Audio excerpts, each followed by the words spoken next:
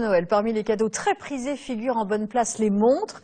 Système digital ou système mécanique, c'est une question de goût. En tout cas, la Suisse n'a pas le monopole des montres de luxe. Voici l'emploi très qualifié vu de Morteau dans le Doubs, une ville qui renoue avec son passé horloger. Anne-Sylvain, Mathieu Benito.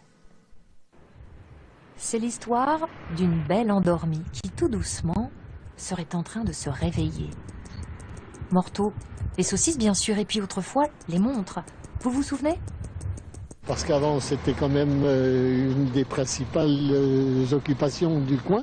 Quand j'ai commencé de travailler en 1951, il devait y avoir 70 fabricants à Morteau.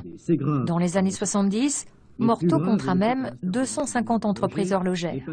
Et puis, cataclysme. Convaincu que le module électronique est en train de renvoyer au musée la montre mécanique. Avec l'arrivée du quartz, toutes les entreprises ferment, y compris celle du grand-père de Didier Lebongout, terminé les dimanches avec papa au comptoir des expéditions.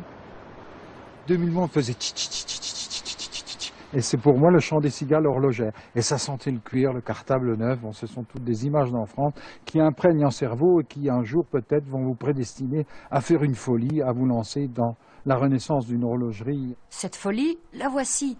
Didier Lebongout a racheté l'entreprise Pékinier en 2004.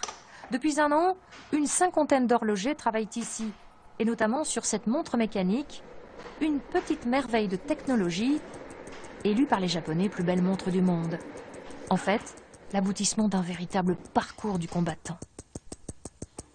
Les entreprises qui vont redonner la richesse au pays sont des entreprises qui se partent sur une idée, qui sont innovatrices, qui ont besoin de capitaux extrêmement longs. C'est ce qu'on appelle des capitaux risqueurs. Et ces capitaux en France n'existent pas.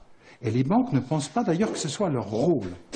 Il y a quelques mois, l'entreprise était d'ailleurs en difficulté faute de financement.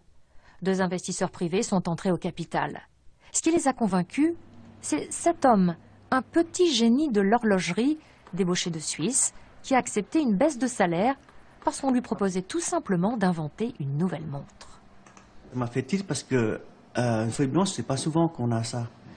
Et j'ai trouvé ça extraordinaire qu'on me donne la possibilité de créer quelque chose de zéro. C'est rare. C'est rare.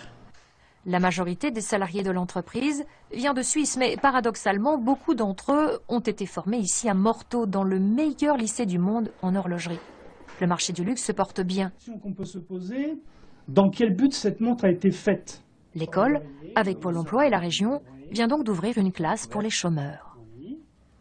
Moi, en fait, j'étais vendeuse en parfumerie et ne trouvant plus de travail, voilà, j'ai décidé de faire cette reconversion. Et là, vous êtes quasiment sûr de trouver un travail? Oui, je suis quasiment sûre de trouver un travail. Morteau n'a pas retrouvé sa grandeur d'antan, mais les compétences sont toujours là. Et le succès de Pékinier est cité en exemple. Alors ici, on se prend à rêver à une renaissance de l'horlogerie à la française.